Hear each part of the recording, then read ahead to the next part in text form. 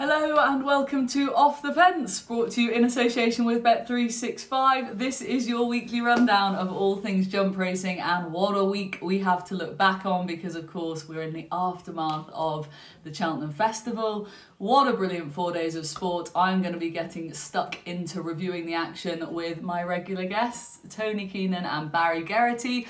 Barry, your first time in a very long time watching the action from home. From Cheltenham. How was it this time around for you? Different?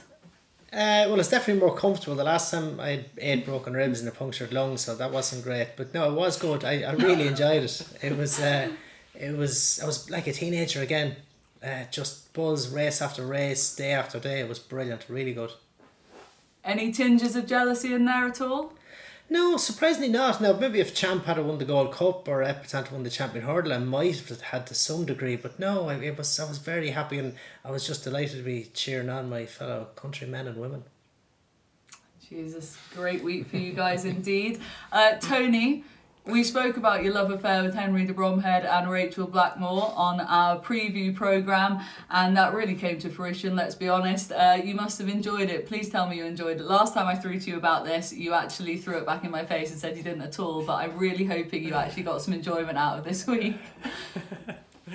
I looked where Barry took Barry all of 30 seconds to get a jag in there, but Irish success at the festival. Well done, Barry. Yeah, no, I really did enjoy it because I wasn't really sure I was looking forward to it that much with all the stuff going on beforehand. But no, certain participants in the sport, Rachael Blackmore in particular, just lit the 4 days up. It was really, really enjoyable to watch. Very dramatic, and yeah, it was definitely one of the better Cheltenham festivals of recent years, I thought, even without the crowds. Absolutely, and given all of what you've just said, the build-up, the rocky road towards the Cheltenham Festival this time around, no crowds, I don't think any of us were expecting it to be quite as good as it was, but it was brilliant, and as a result we've got plenty to get stuck into. So without further ado, let's take a look back at some of the championship races, and we're going to start with the Champion Hurdle. First day, first big championship race. We built up to it all year. Bang, in Honeysuckle goes, and we all go wow at Rachael Blackmore, and that really did set the tone for the week. Barry, pretty phenomenal performance from the mare, and now she looks like a proper superstar 2 mile hurdler to me. She does. It was a brilliant performance, and such a massive step up I felt from what she did last year, where she was work ladylike, if you want, in the mare's hurdle. But she travelled brilliantly, she jumped brilliantly.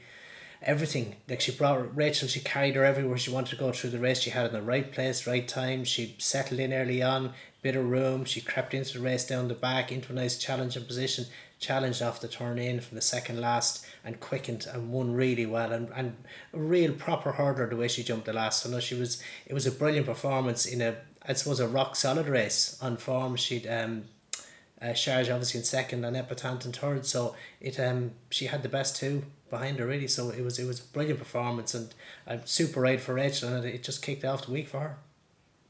Can I just ask you, Barry, about just Honeysuckle in general? Obviously at the end of last year there's lots of debate about what trip she wanted, whether she could stay further, what they were going to do with her, and then this year they've really honed in on her being a proper 2 mile hurdler. And I just feel like now they've decided that that's the route that they're going down. She's still improving in this division, and there might even be, not that she needs to, I don't think, but it feels like once you commit to that super slick, super fast 2 mile hurdling style, there could even be a bit more improvement in her now that her jumping is just so cool. Oh, definitely. But she doesn't need to improve much. She doesn't need to improve at all because she beat the best of what's around. So no, it was a brilliant performance. She seemed quicker and slicker from last year. I was judging her on her Leopardstown run and soft to heavy ground, and tying that in with her Cheltenham form last year, thinking she wouldn't have the pace for better ground, but she did. She stepped up no end. But in every aspect, her jumping was really good. Where before, when she won in Leopardstown the previous winter, she wasn't as tidy. So it was a brilliant performance and faultless. Faultless indeed. Tony, just in terms of where and why this improvement's come about, do you now think she's in the real sort of top notches of the 2 mile division? I'm not obviously talking about this year, I'm talking about sort of the recent years we've seen of champion hurdlers. Do you think she's right up there? I would think so, yeah. She's up there with the Annie Power type performance in the champion hurdle, albeit getting the allowance. Like Barry, I thought it was brilliant. I think excellent bit of training out of Henry de Bromhead. Seemed to have her half cooked for the Hatton's Grace. Then a big step up at Leopardstown, and then an even bigger step up last week. Interesting to see where she goes now. Would they be tempted by Aintree? I believe that Jason Militant was named at that from the same stable, or would she be back to Punchestown? That would be a different test. Punchestown speed track, hurdles track's quite quick, and the ground's likely to be better. I thought her stablemate Aspire Tower actually ran really well as well. I think he hasn't actually got the pace for 2 miles now. Looking at that, he'd be interested now going up and trip next season. He was staying on again at the dead. I wouldn't be surprised if he's a 2.5 mile, even a Steers hurdle type of horse next season. And do you have any thoughts at this stage on, obviously their connections are undecided, but would you want to see her over a fence, Tony? And do you see her as this sort of next Dawn Run type, or is that a figment of all of our imaginations? It wouldn't be something that I'd have strong feelings on. It's hard to pass up, champion hurdles when you're so kind of dominant in the division. And I'd also be a believer to try and enjoy the mare now, because mares don't always come back in exactly the same form from season to season. She has so far, but they don't always. So I would enjoy the moment and see what she does for the rest of the season, rather than wondering if she's going to go over fences. And also the fact that she's actually in her third season over hurdles, that's never really ideal for going chasing. And then the possibility that if she was to go chasing, she'd nearly be going for open grade ones as a novice, and that can be a little bit dangerous. Indeed, all things to note. Let's rock and roll on to the champion chase. We've got so much to get through. Disappointment here for Shishkin Poursoir fans. We've spoken about it before. It's kind of got quashed on the head a little bit. Did he get up the hill? Is he a weak finisher? Barry, what was your thoughts on the winner put the kettle on, but also the performance of Shishkin Poursoir, because we were all such big fans of him, and you did come away from the champion chase crediting the mare, of course. She's brilliant at Cheltenham, but there was a slight sense of, did we actually see the champion chaser of the season? Yes, Put the Kettle On was brilliant on the day, and she is brilliant in Cheltenham, and she's ultra consistent. But Shishkin Poursoir, he travelled brilliantly through the race. He jumped great everywhere until about the fourth last. And then he seemed to he was jumping and travelling, but he wasn't going places. Running down to the third last, Paul was there and he was travelling, but he wasn't committing, where normally he'd have gone forward. The horse would have taken him forward, but that wasn't the case. He was sitting on very little, and it was the same in the straight, and he challenged over the second last, presuming he was going to go and find and run on again, but he didn't. But I don't think there was any issue with coming down the hill and getting back up the hill. For me, he was, I won't say distress signals were out at the fourth last, but he definitely wasn't sending out the signals of that he was really going strongly. So I think he performed below par. As regards the race itself, I suppose you could pick holes, and you could say Nubra Negro was a little bit unlucky if he had got a clearer run in the straight, and also Scu Royale, who was stopped to a walk from me at the back of the third last when he got tight for room. I think they were both unlucky, and there was only 4 lengths covering the first 5, which is never an amazing reflection on quality, but take nothing away from the winner. She got it done on the day, but it'll be interesting if she meets Shishkin Poursoir and Punchestown, what happens. Absolutely. Tony, as Barry's touched upon, it was a messy old race. What was your reading of it, and who were you taking from in behind? And actually, did we see the champion chaser? Yeah, I'd agreed an awful lot with Barry. I actually finished up back in So Ryle without the favourite. I was actually puking 2 out now, to be honest, with the run he was getting. I think he might well have won it. He will never get as good a chance again to win an open grade 1 chase, because it was a really slowly run race. Himself and Nubra Negra, actually, I thought the race set up perfectly for them. It just didn't go the way for one reason or another, because it was slowly run. The field was compacted and there was a bit of trouble. So they were the 2 to mark up, but whether they will be able to carry that form into maybe a more truly run race remains to be seen. And also, I suppose those it doesn't look the deepest division. I don't think there's anything there that Shishkin, would be connections to Shishkin would be massively frightened of. Like Shishkin Poursoir will be 10, is an expert, the type of thing, and we know that really that So Ryle isn't really up to the very best grade. Nubra Negra still has the scope, I suppose. So Punchestown will be interesting, and Sandown there at the back end will be interesting. But there is a horse I'm kind of giving a little bit of a chance in the champion chase next season. Maybe we'll come to him. It's a little bit left field. Oh, viewers, stay tuned. If you were going to hit the crossbar, don't hit it now, because this is something for us to look forward to. Tony keeping one back. Right, let's move on to the Stayers Hurdle, day 3. And bit of drama with the favourite here, flooring porter obviously for Gavin Cromwell in the end, with Danny Mullins on his back. Jonathan Moore giving up the ride due to his fall he'd had the few days previously and not feeling in tip-top condition. Got a lot of plaudits from the public, but he's missed out on a Cheltenham Festival winner, and a very big one at that. Barry Geraghty, would you have ever given up a ride in a Grade 1 at Cheltenham because you weren't feeling A1? Well, I didn't. I got a fall in the car and hurdle, I think it was 2008, and I had a bad dead leg, and I had a break of a race. I think I rode Cork All-Star in the bumper anyway, and he won, and I had to be carried in from the winner's enclosure. I couldn't walk, so no was the answer. So I don't know, it was a difficult call for Jonathan. Obviously he must have felt he was very bad. He had a lot of back pain, I believe. He said his balance was affected by it. But I don't know, it was a big call, and fair play to him for making it if he felt he wasn't up to the job, because I think the horse benefited from a brilliant ride from Danny Mullins. He set the fractions, they were strong all the way. He got in a breather, but he waited from the top of the hill, and he didn't pull it up, but he just waited on his horse, waited. He nursed him from the turn into the last, and he didn't commit until after the last. It was a brilliant front running ride, and Danny, it's something he does on a regular basis. He's one of the best from the front, and he's a very good rider anyway, but he really shone on him, and I'm not sure everyone would have won on that horse. No, and interesting, just focusing in on the ride a little bit more, I thought it was obviously such an intelligent ride from Danny, and like you said, we do see him do it from the front a fair bit over in Ireland especially, but it's the sort of ride a jockey would have thought about a lot, yet of course Danny only got on him at the 11th hour, so the fact that he hadn't ridden him before, and he obviously gained as much information as he could, Barry, from everyone around the horse. But I just thought that even more sort of emphasised what a brilliant ride it was, because it was a bit last minute, yet it was so tactically astute.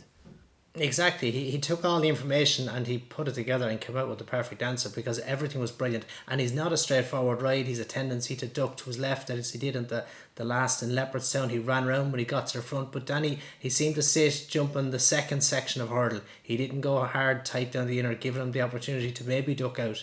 But also it was a great performance by the horse to make the running like that in a stairs at that pace as a 6-year-old up against seasoned campaigners. That speaks a lot for his future, I think. Yeah, and Tony, do you feel now that he has raised the bar of the staying hurdling division, or are we assessing the fact that Paisley Park did Paisley Park underperform, Tony? Yeah, I'd say the ground maybe affected Paisley Park. He was one of the first off the bridle really, and he stuck on well enough, but I think Barry had kind of flagged that a bit pre-meeting, that he might struggle if the ground was dry. I think that was the case. I was actually really impressed with the winner. I know the ride was excellent, but I'd give the horse a hell of a lot of credit. He didn't have an easy time in front. I'd say he went a good pace, but it was an even, strong pace, and I was really impressed. I think he's even taken the mickey out of them a little bit after the last. I know he is a little bit leery, but he's definitely keeping a little bit back for himself. He could be one now that could kick on and win more Grade 1s. He is a young horse. He's improved a lot, so I'd be very keen on him. It was an interesting race and an interesting market. I felt. The front couple in the market initially, I suppose, were the older horses, the Paisley Park and the Sire de Burley, but then the money, and to me this was the most surprising punt of the week, was Fury Road. He was double figures, in the week or two leading up to it, what he'd go off 7-2, 4-1. I think the result was kind of inconclusive for him. Was that gamble misplaced or was it not? He didn't jump great, and Jack Kennedy said to the stewards afterward he felt he was never travelling, and he was badly hampered when Lisnagar Oscar fell.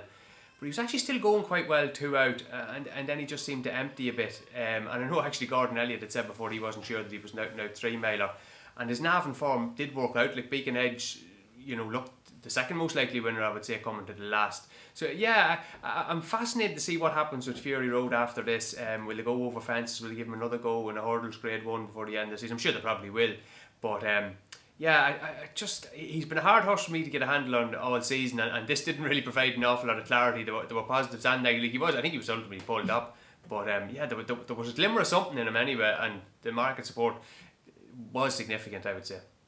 Absolutely significant. I think it was a big talking point going into the race and afterwards. Barry, just before we move on, very briefly, just because Tony's touched upon it there, that Florian Porter is going to be a horse, hopefully, to stick with. He's still only a 6-year-old.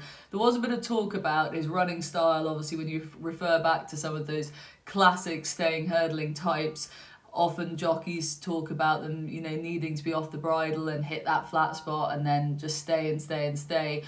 Florian Porter is the opposite of that. He's very exuberant for a staying hurdler. Is there any concern there as a jockey? Or do you think that, is his engine carrying him through at this stage, and will he be able to have a sort of longish career in this sphere when he goes like that? Yeah, it's probably something though that will improve with age, because he should relax more with experience and become more professional. And obviously his stamina level will increase with age. He's more vulnerable this year, and I suppose if he was taken on up the front, if they knew what he was and they took him on, it would have been harder for him. And that will be the case when he goes back next year, presuming he goes back next year for this race. If he is taken on, it's going to be harder for him, but he should be more relaxed with age, that he might just be able to conserve a little bit. So I'd like to think with age he will be improving, he'll be a stronger stayer. Interesting indeed. I think he was one of the performances of the week for me. Let's move on to the Gold Cup, the big one. Tony, over to you first with this one. It was a Henry de Bromhead winner, but not quite the one I think you would have liked.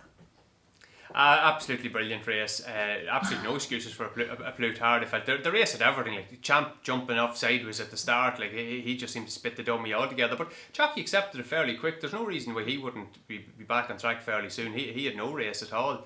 And so Rachael, luckily, was going to give his form a bit of lift. Santini, I think Santini's just gone sour at the minute. He hasn't looked like he's enjoying his job at all this year, but it settled down then to be a good battle between the two de Bromhead horses.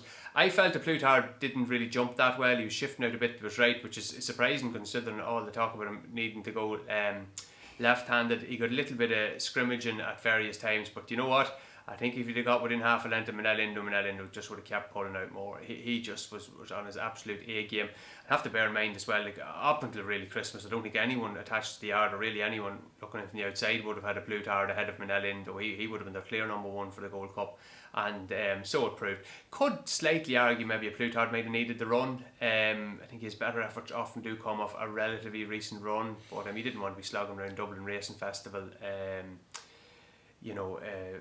Pre-Cheltenham. That's actually just a pointer. How good did the Dublin Racing Festival form work out? Like 11 winners after coming out of it, which is sort of, Yeah, on that note, Tony, am I right in saying you flagged up before on this show that it hasn't provided too many winners a couple of years ago? Is that right? What's the trend there?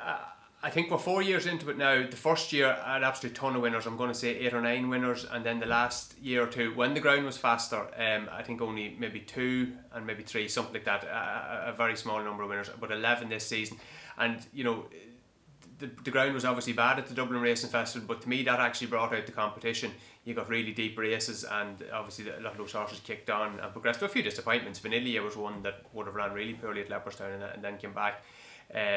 But a lot of them sort of would have run well, so that kind of does look the key trial meeting at this, and it is still a trial meeting. I think we do have to get real. It is a very good meeting in its own right, but if you ask the connections, would they rather win at Cheltenham or win at the Dublin Racing Festival? I think there is only one answer to that. Before I leave you for the Gold Cup section, Tony, yes or no answer, is Manella Indo a horse you would want to be with or against next year in a Gold Cup? 100% with it. I would much prefer him now to a Monkfish or an Envoy Allen for a Gold Cup. I think they're all kind of similar price at the minute. I would have him top of the list. Strong view. Barry, you did him on the line as a novice last year. None of that this year. No Barry Geraghty in the field behind him. How impressive do you think Manella Indo was for starters? He was very good, and he was always waiting in front, and he was waiting in front last year when I managed to catch him, but he was you could see him the reverse angle about maybe 70 or 80 yards after the last one. Plutard came to him again, he quickened again, and it was instant. So he had a good bit in the tank. I'd say he was good for another half dozen lengths if they were needed. So I'd say he's a horse who will progress well. He obviously stays well, he is a classy sort, and he doesn't show his full hand which he's always going to have a slightly easier time, then he's not going to have as hard a race as others. But no, it was a really good performance. Applutard ran a cracker. Album photo, I'm not fully convinced. We just saw him at his best. He didn't seem to jump as well as he does normally. He missed the fourth last a bit. He travelled okay, but a bit like Chacun-Poursuis, from that point he just wasn't in Paul's hand the way he would like. And you could argue the same that the Monkfish might have underperformed. So there could have been a few of Willie's just not firing on all 6 cylinders. Would be a slight question mark I'd have on it maybe. Yeah, and I think he felt a bit like that. I mean, I think he said, going away from the week with a clutch of winners, yet the team seemed to be left feeling a little bit downbeat. But before I move on from the Gold Cup, I think we will mention him a bit later as well. But Barry, Jack Kennedy, just a young lad. We've spoken about his skill set before, and it kind of goes without saying now, but he's just, I mean, him and Rachael, and I'm not just saying to finish first and second in the Blue Room of National Hunt Racing, but they seem to just be a streets ahead, confident, tactics-wise at the moment. Just in terms of jockeyship, he is different gear. I could watch him ride all day.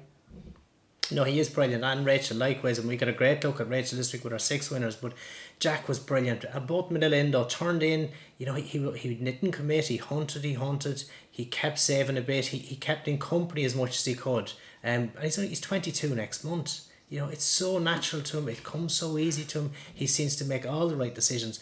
His ride in Black Tears was from the top drawer. So he's a brilliant rider, likewise Rachael, and they're doing all the right things at the right times, which isn't an easy thing in Cheltenham. Cheltenham is the most difficult track to ride any day of the week, and then when you add the extra pressure of the festival, the competition, the expectation, the pressure, everything, decisions, they become bigger decisions then, and that's really when the cream comes to the top.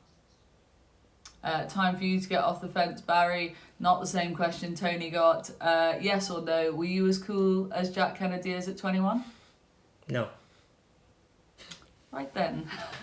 Let's move on. Viewers, I hope you're enjoying the show, but do get involved as always. We want to hear from you. What did you make of the championship races at the festival? Who are you looking to be with next time we see them, whether it be at Aintree, Punchestown or next season?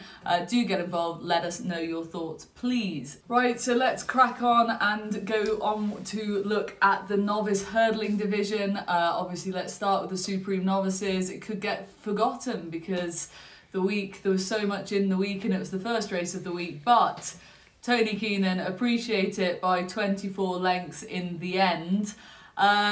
That was about as big a 2 fingers up to us doubters that he could have given us, I think, Tony. Yeah, really brilliant performance. He had no problem with the ground. I suppose it had become a little bit rate softened at that time with the 10 mils they got on Sunday night. Really a dominant performance out of him. I know there were only 8 that went to post, but there were kind of 8 of the important ones that took out a few of the social runners and bits and pieces like that. I suppose the question now is, where does he go next? I see he's priced for basically every race possible next season. I suppose Willie Mullins mentioned afterwards possibly going chasing, and he is a similar price for the Oracle as Shishkin was this time last year around the 4 or 5 to 1 mark, and he does have the look of the chaser as well, and he is a 7-year-old, so maybe that's the route they'll take. Barry, what would be your view on where you see his future? Because we have this contradiction going into it that he's a point-to-pointer, he looks like a chaser, he doesn't look like a 2-miler, etc., etc., and then he does that over 2 miles. Where would you be thinking his future lies?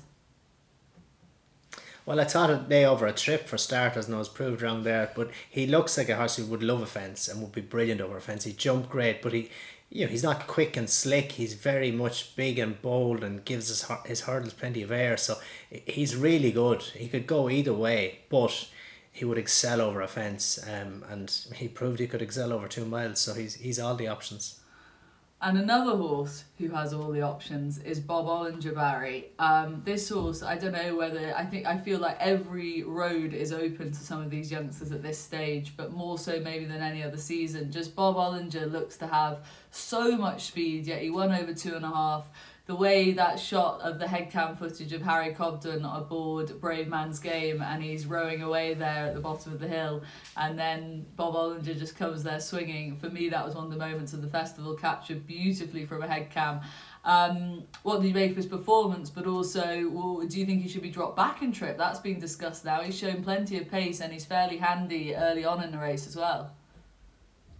No, he did. He showed plenty of pace, and plenty of winners of this race over the years have come back, like Hardy Eustace and Isterbrack. But he, like Appreciated, he would look to benefit from a fence as well. He's a big, scopy individual. He jumps well, measures well, he travels. He's a classy horse, and I'm sure with Honeysuckle covering the champion hurdle pace, it'd be very easy to make the decision to send him Novice Chasing and stay the 2.5 to 3 mile route. He'd be very happy there. So you could avoid Appreciated, whatever way they're going. They're two very classy individuals, but I wouldn't see any reason why they'd need to take each other on. But it was a great performance. He beat everything well and beat them comfortably. I suppose that moment where Rachael looms up beside Harry turning in, and she's keeping him tight as Paul is sniffing for a little bit of room on the inside. But yeah, that moment when you have someone like that come around you, you're going, oh my God, I'm done for Barra Falls. So it was a big performance, and yeah, it was a joy to watch.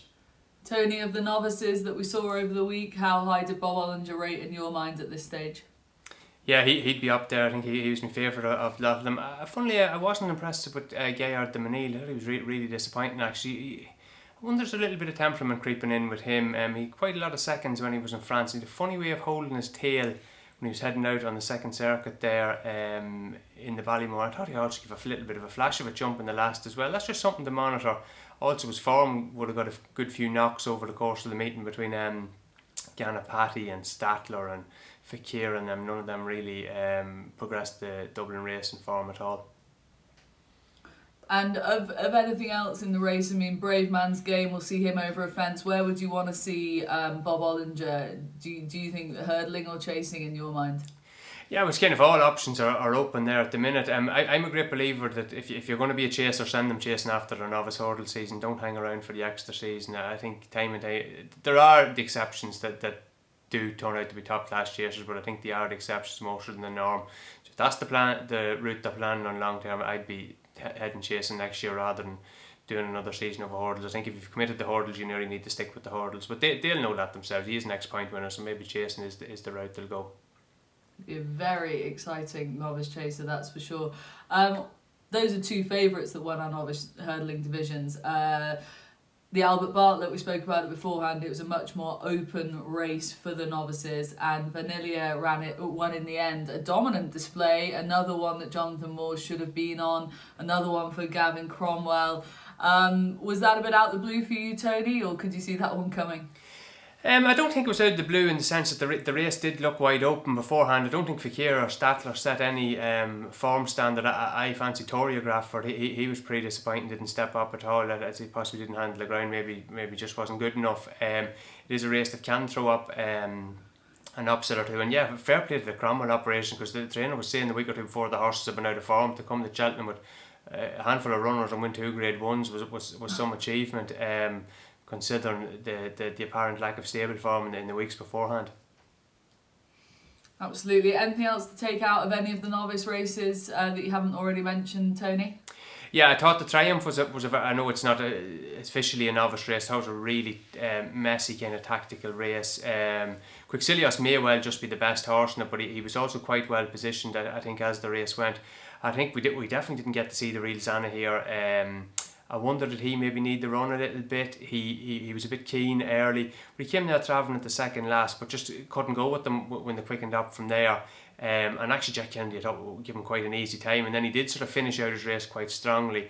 I wouldn't be massively surprised if he stepped up on that. Like, he hadn't run since December 26th, and when you look back at his form from the autumn, he just about won on hurdles debut in Ballinrobe, and then put in his sort of signature performance at the Hatton's Grace meeting. So maybe the recent run is something that he might ideally like.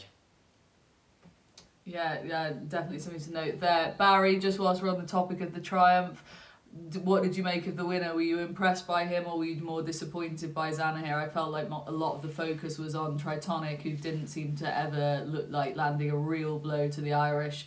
And then obviously there was a fair bit of money for Zanaher before the off, and so I felt like the focus was more on the disappointments of others rather than the winner potentially.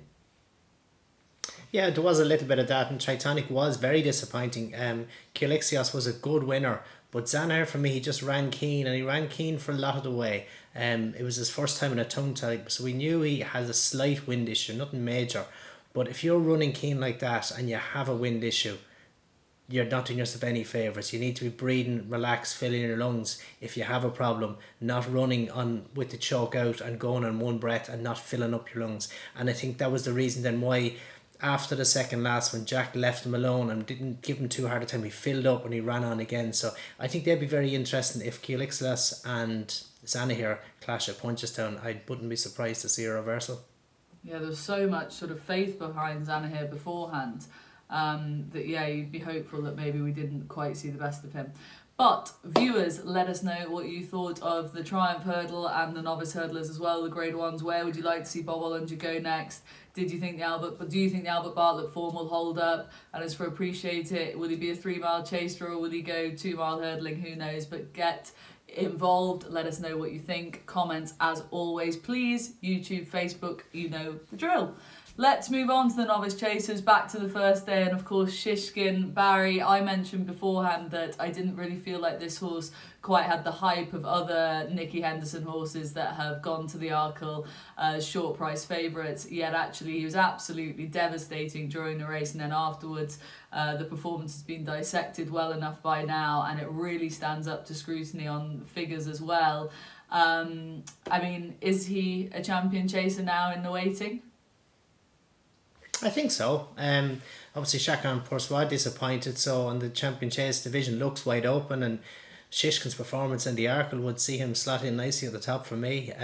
He does race a little behind the bridle through the race, and it looks at stages as if Nico is maybe slightly under pressure, but I spoke to Nico afterwards and he said no, he was always happy at every stage, and he just set him a light down over the third last, go and win your race, and that's how it was. It was a really good performance. Eldorado Allen, I think, got a very clever ride to get back up to finish second, but he was only, he was a dozen lengths behind Shishkin, and Shishkin was doing it comfortably, so it was a really good performance and what you would hope to see. And yeah, definitely as a champion chaser he'd look to be the one for next year. Tony, is there anything from the race other than him being a superstar that you're taking out of it? What did you make of the actual race? Is there any horses in there that you want to keep on side for the next run?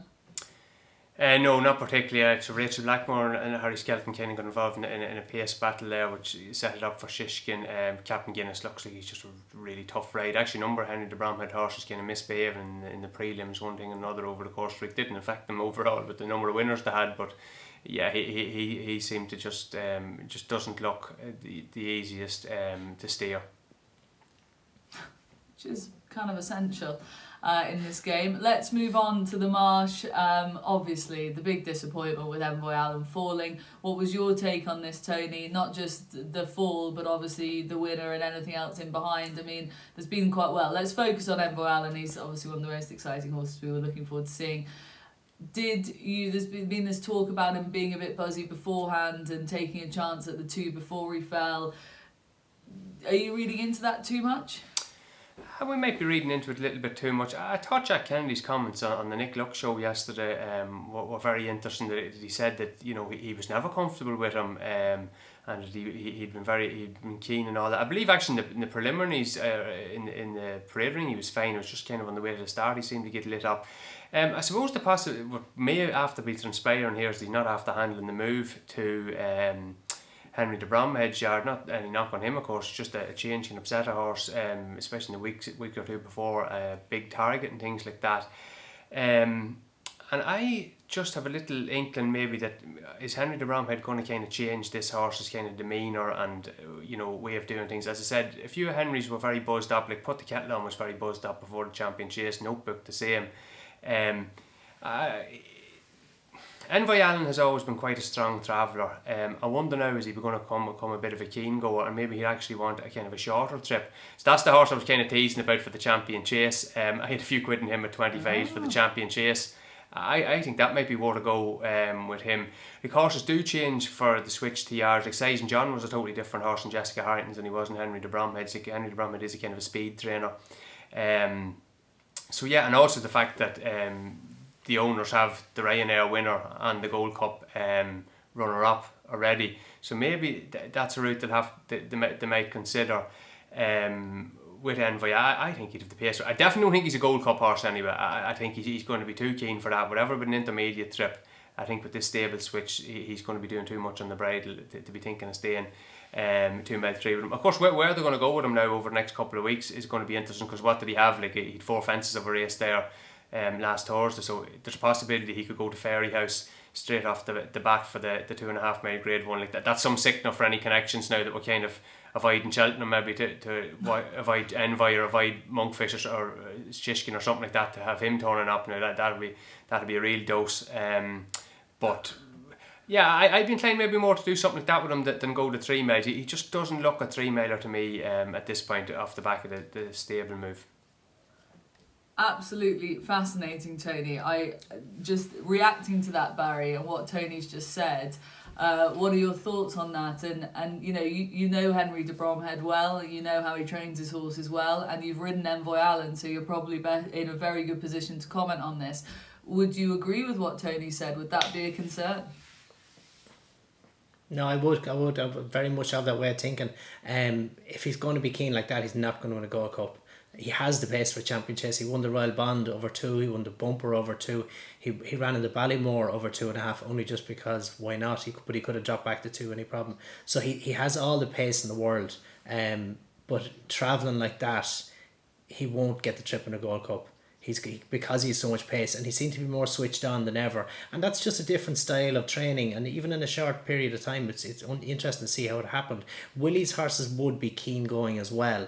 Now he is versatile on trip as well, with Grand National winners and everything, but Gordon's horses would generally have a very laid back way of racing, and Envoy Allen was very much that way all the way through his career, and you could see at the Drinmore when he jumped the second last and he got headed, and he waited until Jack gave him a squeeze to go. He didn't get competitive with the horse that came alongside him, so he was very relaxed previously, which was for me his only chance of winning a Gold Cup, was to be that relaxed, because with all that pace you're going to burn out, you're not going to get home. So I would be with Tony, that coming back and trip and the champion chase would be the obvious option for him. But yet Willie Mullins mentioned Allaho as being a possible for coming back to the champion chase as well, I believe, so that's going to throw a few spanners in the works maybe. Good complaints though. Cat amongst the pigeons there, and fascinating from both of you. Just before we move on, just one last question, Barry, on that topic from you. When we're talking about the way trainers train their horses, and Henry's being maybe a touch more handy Henry, someone referenced in the week. It's not, and it's just, are we just referring to how they're being trained at home, that they're just going that half a gear quicker? I mean, can you just expand on that in any way? Yeah, it's just different style of work. I haven't ridden out in Henry, so I don't know for what way his is, but Gordon's, it's a very relaxed way of working. They step them up. Horses generally aren't keen. It's more, they do a lot of long, slow work early in the season, which kind of gets them relaxed. Or Willie's is a lot of sharp work. And you do see a lot of Willies with earplugs especially, but they're generally strong travelling keen goers, and that's just the difference. Nicky's would be good travellers, Edward O'Grady's would have been keen goers before, Tom Taft's the same, so just different trainers, different approach. Paul Nicholls would be strong travellers and can be keen as well, so it's just a different style of training. Fascinating and very interesting to see where Envoy Allen will go next. Let's move on to the Brown Advisory and Monkfish. I was expecting sort of a thing of beauty and poetry and motion, and to be honest with you, Tony, it was far from that. I don't think we saw the best of him, and I think he probably won despite not putting his best foot forward. What was your view on the race? Yeah, I would agree with that. Just a bit underwhelming on the day. Maybe he played down a bit to his opposition a bit. Maybe a few of the yards weren't in peak form, as you mentioned already. Willie sounded disappointed despite being top trainer, but I get that a few of them ran below market expectations. Just going back to Monkfish, I was kind of saying I wouldn't be a massive fan of him for the Gold Cup just at this moment. I think by far and away his most impressive performance this season was the 2 and 2.5 in Leopardstown. He showed good mix of speed and stamina that day, maybe rather than a couple of 3 mile runs. So I'd have in my head that maybe 3 mile 2 in a really well run Gold Cup might not be ideal for him. Look, maybe he's just going to be superstar and he's going to handle all sorts of trips, but as you go up the grades and into the open company against the top class horses, these kind of lesser trip preferences tend to get found out. You can usually get away with them as a novice when you're just superior to all the horses around, which he is at that sort of trip in Ireland at the moment. But any little weakness can be magnified when you go up against the Manel Indos of the world. So it'd just be interesting to see is he a true stayer next year at that extended trip? And anything else in the race to take out of it? Anything for the notebook going forward, maybe for Aintree or Punchestown at all, Tony? Well, Atlat the rear, I suppose, was unfortunate in the sense that he had jumped perfectly well up until he fell at that kind of downhill fence, which can be a little bit tricky. He basically had a race because he raced the whole way around and was a bit of a nuisance to the winner for the rest of the race. He actually could have caused a lot of harm, but his jumping up to then had been pretty good. The only worry with him was the trainer said that they would be a little bit worried about faster ground after Naas, so maybe coming into the spring now it might not be ideal. He might want a little bit of rain. Okay, all duly noted. Barry, were you as underwhelmed with Monkfish as many were, or do you think and do you think he's a genuine Gold Cup hope for next season, or do you concur with what Tony's just said? No, he obviously didn't perform to his best, but maybe that was the brilliance of the performance then, to actually win in spite of maybe being at 85% or wherever he was. Jumping, everything is usually easy for him. He travels, he jumps, and as Tony said, he dropped back to 2 mile 5 when we thought he might be vulnerable at that trip, and he goes and he destroys the field. He lined up here, he jumped the first well, he missed the second. He made it on a nice forward stride. Paul just gave him a squeeze, away you go, and normally he would have just pinged it, but he didn't. He guessed at it, and he guessed it a few more through the race, and that to me is a reflection that the horse just isn't as well in himself. He's not going as easy as he would like to go, so he won despite being probably well off par. So I'd say it was a brilliant performance in a funny way, actually, to win. And I wouldn't judge him on this. I think he was very impressive over the 2.5 in Leopardstown. He showed last year in the Albert Bartlett how well he stayed there over 3. So I think he's the Gold Cup horse for next year. Don't need to worry about. Interesting. Just from a jockey's point of view, obviously when you're riding in a race like that, and it sounds like when you know, as you've just said, you squeeze to go for a slightly longer one and the reaction's not quite there as expected. Paul Townend seemed relieved as much as happy afterwards, and you must have felt that before when the pressure is on. And I don't know, in the moment you kind of want him to really enjoy it, but I got the impression it wasn't so much enjoyment, more, like I say, maybe just relief. Oh, definitely. And you're going out with all the expectation of this fella, and you just presume if things go right, you're going to just have a solo around here. But it's often not the case like that. And then you switch from, expecting to go easy to survival. And it's all about, okay, you're on a different animal today, so we have to approach this differently. You change your whole approach to your fences. You're not asking the same questions. You're then thinking back through your tactics. What am I going to do? I'm going to save him and deliver him later. All the things that you weren't going to do if he wasn't the full of his health. So you really have to. You're thinking on your feet, and it's. You're also relying on the horse. Is he going to see it out, because he's racing closer to top gear than he would normally? So is he even going to get home at this pace? So it was a difficult one for Paul, and I'm sure with an odds-on shot like that, he was glad of getting across the line. Absolutely. Right, viewers, what did you make of the Novice Chasers? What was your performance of the week? Would you like to see Envoy Allen drop back in trip? Did you like the performance of Monkfish as a Gold Cup hope? Do get involved. Let us know your thoughts, please. Right, a rattle on through the rest, please. Tony, Allaho's performance, was that as good as it looked? Often these things aren't, but now everyone's telling me on times, and the Timeform boys are saying it was just incredible. Was it incredible? What was that, please? Absolutely amazing performance on the day out of Allaho. I suppose I always thought he had something like this in him, but it was just, could you really believe it on some of his sort of quite underwhelming previous efforts? Just there was a hint that there was this just superior performance in him. I suppose my take on him all along was that he kind of seems to get done for toe a little bit at the end of races. But they negated that completely with just going hard from the outset, and they went crazily hard in the first half of the race. Like he had everything in trouble, and the couple of horses that tried to press him finished up and pulled up. They probably actually on really good races, Min and Mr. Fisher and a few of them. But they were pulled up in the end, just absolutely pouring it on. Like it was, to me, it was an effort into the mid 170s, which you really don't see very often. Now, of course, the issue then is, can he back that up?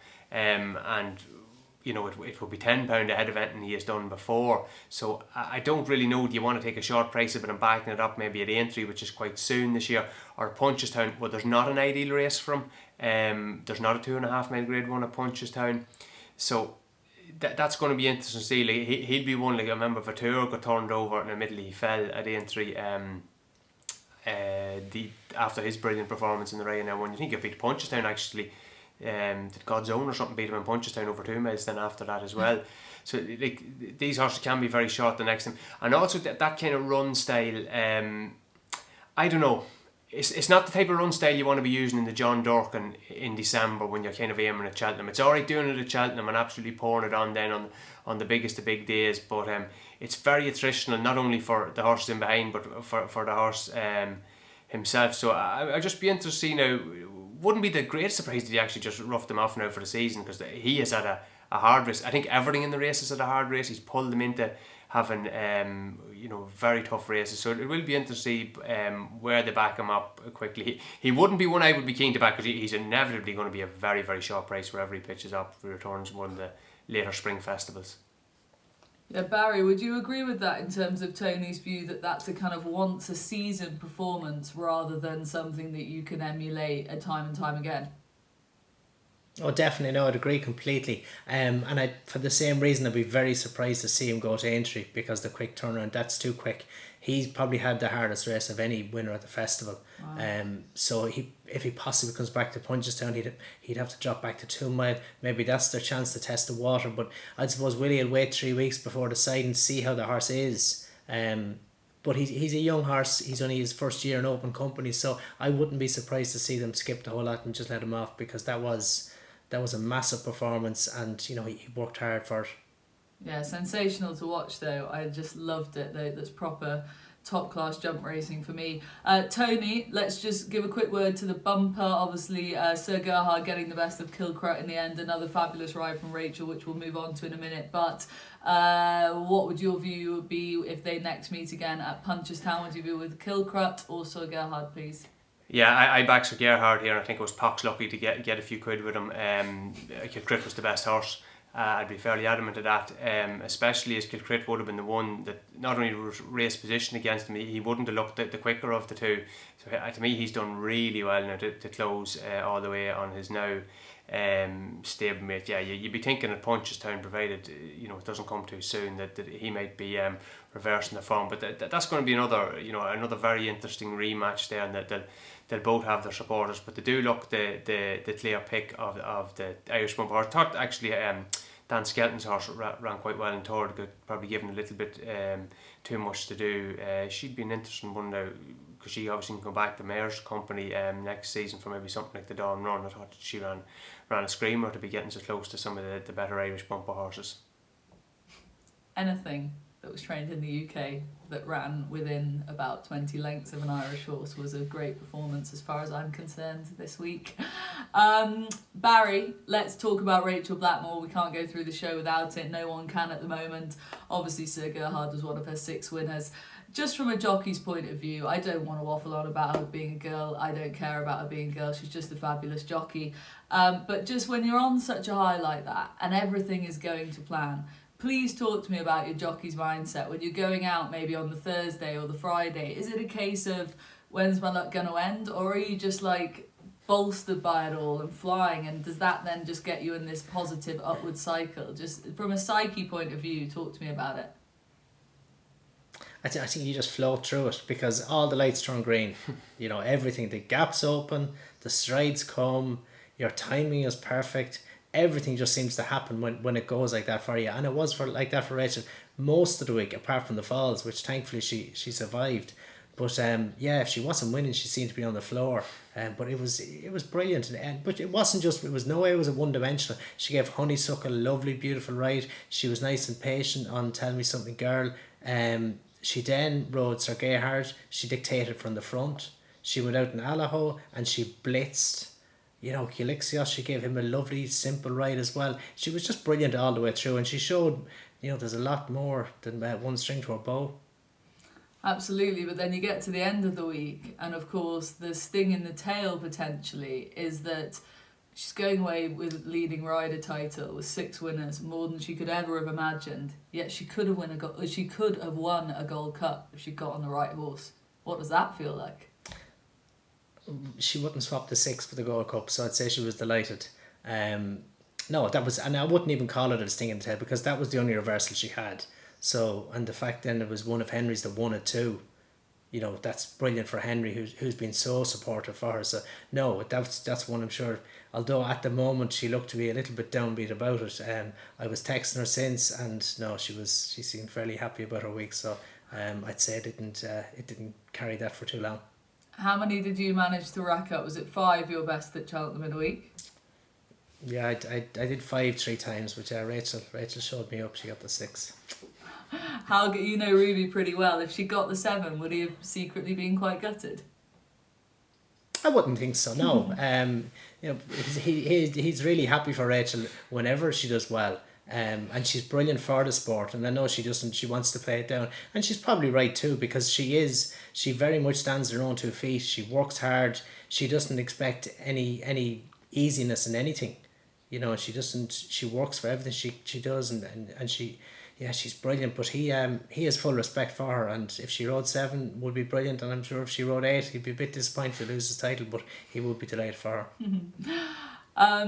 Tony, it goes without saying that you were always such a big fan of the Henry de Bromhead, Rachael Blackmore axis, and did you expect, even in your sort of Henry de Bromhead love affair stage, that he'd take home a Gold Cup, a champion hurdle and a champion chase?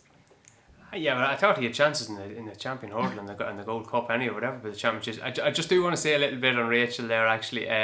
I thought she showed great resilience during the week. And I'm going to be quite blunt with this, I thought she gave a couple of ordinary rides to horses on the Tuesday. I thought Captain Guinness wasn't a great ride, I thought Manila Melody wasn't a great ride. She's been on the deck a few times, but by God, she's bounced back. That's a great sign. Jack Kennedy also too, did that be the way coming off N-Violin, like how sick would you be after that? Croughton gives Mount Ida a savage ride after that, and of course wins the Gold Cup.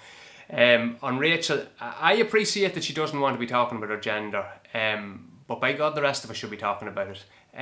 Because she's a hugely important role model. Like, I don't know about England, but in Ireland we have a massive issue with teenage girls sort of opting out of sport and wanting nothing to do with competitive sport and physical activity more broadly, whether it be PE in school or team sports or whatever the case may be.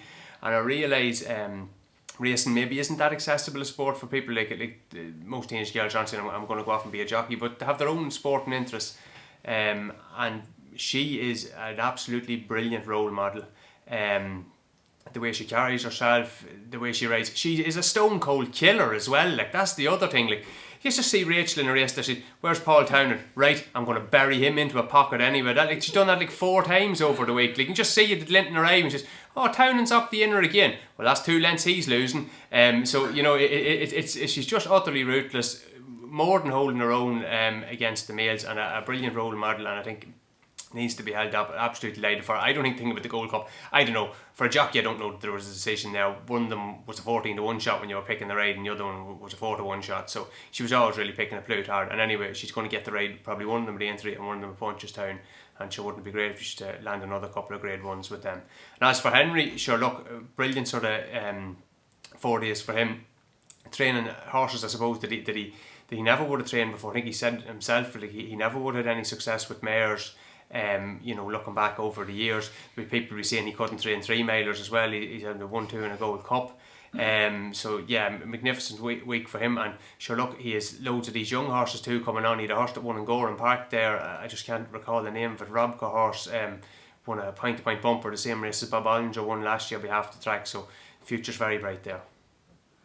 Indeed, and I want to stick with you, Tony, because obviously we can hail Rachael Blackmore and Henry de Bromhead in the Irish, and you guys have had a terrific week, but there is clearly a more serious issue in terms of the Irish domination. I know you called it early, you said, and you didn't say it in a, you know, you weren't taking a piss, you said that you thought Ireland could have 20 plus winners, and they did. When it plays out like that and you're sat watching from home, it's all brilliant in lots of ways, but there is now a sense in the aftermath of what's gone wrong here. What would your view be on that? What has gone wrong for us over here? Yeah, it's not something I have massively strong views, and I actually probably wasn't strong enough in saying that on the preview. Like, I wasn't. I'm not trying to gloat or anything. I couldn't care less about that. I'm trying to back winners and talk sense about horse racing. I just thought this was on the cards if you were looking at how the thing was developing over the 4 or 5 months previous. I think I would look at that from a punter's point of view. Like, and if you were a punter using a mainly English form book last week, you just hadn't a hope. I'm not trying to be smart about that. I was reading loads of people and listening to loads of people who are excellent judges making good cases for English horses in various races, and I was just thinking to myself, that sounds really good, but you know what the best case scenario is? This horse finishing 6th. Because the Irish are just absolutely dominant. And the thing is, I've kind of been that soldier. Like I'd be used to be always looking at sprint handicaps up the Curragh and be 5 English horses, and I'd be ignorant about it. I'd be saying, I'm going to find the Irish horse and it's going to beat them, and he might run very well and be 4th. You know, there's no point in trying to outthink yourself. Same way I would be going down to Galway and saying I'm going to get Dermot Wellbeat, trying to be too smart about the thing. So for whatever reason, there's all sorts of reasons that are going to be explained by people, you know, more in depth on the maybe industry side of it than me. I'd have a few thoughts. I do think, given the mares races, bringing in all the mares races would have given Ireland a little bit of a +3 at the start, because it just seemed to be a bit more developed on the whole mare scene. Willie Mullins was a real early adopter on that. Gordon Elliott wasn't far behind him. Henry de Bromhead has stepped into that area as well. I think that was a little bit of an edge for the Irish trainers. And also with maybe some of the English trainers on the whole programming thing is, do you need to be doing, I think you need to try and do maybe something creative, and try and do something maybe different to what the Irish trainers are doing or what the Irish system is doing, because in all types of sport over the years, copycatting the team that is winning or the organisation that's winning, I think you're always playing catch up. That setup maybe gets the advantage of being first movers, and you know, you need to be, rather than trailing behind them, trying something else. I have no idea what that is. Geez, if I did, you know, you'd be selling it for a lot of money, but that would be something maybe I would have in head. Maybe something unusual has to be done rather than following something that was successful elsewhere. Yeah, very interesting. And Barry, just a quick line from you on that. I know I saw a few people maybe saying that, you know, making excuses potentially for some of the big yards, like did Nicky's horses really perform and etc., etc. But in hindsight, and it is of course a wonderful thing, I think Tony's right. I think your actual level of form you're bringing over from Ireland at the moment is just 10 lengths ahead of what we're delivering on the day. Yeah, I think so. Like, especially with the novices, they were just so strong. But yeah, but the form across the board, I think when you see Willie up the game 10, 15 years ago, and since then Gordon has, and since then Henry has, and that's had a whole knock-on effect all the way through the training ranks, and Gavin Cromwell's had to raise the game, and all these trainers are just, they're eking out a little bit more performance out of these horses, and I think that's why there was such a whitewash. And it wasn't just with the top yards, because you had Paul Hennessy, who's a greyhound trainer, had a winner. Paul Nolan was back in the winners enclosure as well. So there was lots of different owners as well. So there was a great spread. But you had 20 Irish bred winners, and a lot of them were point-to-point horses. So they're being sourced, they're being bought, they're being kept at home. And they're being kept at home because people can afford to buy them. And there's a return in the prize money. That also, for me, has a big effect, because it's more of an enticement for an owner if he's going to spend 200 grand on what he thinks is a really good point-to-pointer. If he wins a Grade 1 novice hurdle and it's worth 100 grand, he has a chance of recouping back some of that money. But if he wins a Grade 1 novice hurdle like the Tolworth or the Cello, he gets a share of 35 or 40 grand. So the return in England isn't as good, and that has a knock-on effect, because a lot of these big owners are business people, and albeit they're not in it to make money, and they won't make money, but they do want some return, and a better return. So it's no surprise to see the Irish owner get a better return and then reinvesting as well. Absolutely. You guys just have, at the moment, all round, clearly a much healthier product than we are delivering over here. Tony, before we finish up, quick mic throw over to you on the betting markets. Quick word on that. Yeah, I've kind of mentioned the thing about the Irish form there already. I absolutely just love the Cheltenham betting markets. They're just so mad. Just the punts that have gone on at times is absolutely fascinating. Some of them out of nowhere. I suppose you're always trying to maybe learn, and there's always something new happening at the festival that hasn't happened before. And for me, the thing that happened was, I suppose sometimes we hear going into the meeting that, oh, these markets are super accurate. You know, the prices are right. They've been betting on this for 12 months in some cases. Like, I just think that was kind of proven totally wrong at the meeting. We had loads of horses that were just absolutely smashed off the boards, you know, from prices that had been static at for months. Like Honeysuckle, ever since the Dublin Racing Festival, was sort of a 5 to 2, 9 to 4 shot, and then as soon as they declared, she was just backed into 11 to 10, appreciated the same. You know, and I suppose you can argue some of that is the firms just shortening up the short ones for multiples and various things like that. But the ones later on in the week, like Quilixios was, I don't know what, 9-2 I think overnight type of thing, and went off twos. Colreevy was another one that really shortened up in the face of, you know, strong horse like Ellie May, who you think got a massive form boost with Allaho the day before. So it's just something to bear in mind. I'll definitely be thinking that next year. Like, just because, you know, we're looking at these prices for a few months doesn't mean that they're always spot on, because I think we definitely got a number of examples and successful ones where that wasn't the case last week. Yeah, interesting indeed. Definitely something that we should be playing that back this time next year, because we all just get overexcited. Right, that I think near enough brings to a close our Cheltenham Festival review programme. Before we go, highlights I just want from the boys, just your one highlight of the week for me, because I'm the host, I get to have 3, I think. Rachael Blackmore tops the lot. The Shunter, a bit of a story that will go under the radar with all the other excitements, but it's a serious job they did, nailing the 100k bonus. And the punt they had on him as well, terrific from them, so I applaud all connections.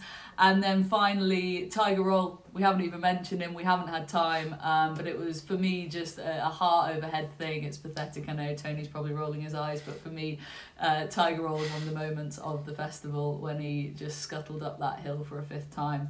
I don't think we'll see many like Tiger Roll again anytime soon, so credit to all connections. It's a political minefield out there, but the horse is a star. So those are my highlights. Barry, highlight from you, please. Well, you got in quick, Vanessa, and mopped them all up, I think. I suppose what you left the rest of us with, I thought appreciated kicking off the first race. That was just, you know, devastating. And Allaho in the Ryanair, what he did, they were probably the 2 biggest performances. Obviously Rachael and Jack were the obvious ones, but I thought, as mentioned before, Danny Mullins and Florian Porter was brilliant too. Yeah, plenty to look back on and really appreciate. And then Tony, last word to you. What was your highlight, please? Well, I think Shishkin is a magnificent horse, and in all the sort of Irish-English stuff, he is a brilliant horse that any country would be proud to have, and we'll see him putting it up to some of the best Irish horses hopefully next year. And I say you've kind of covered a lot of them there. I think as a race, the Gold Cup was just such a brilliant spectacle. It had a bit of everything, and if every Gold Cup was like that, we'd be looking forward to the Friday every year. Absolutely. Thanks very much, boys. It's been an absolute privilege and much enjoyed from my point of view. Viewers, I hope you enjoyed it as much as we all have. Great fun. That was Off the Fence, brought to you in association with Bet365.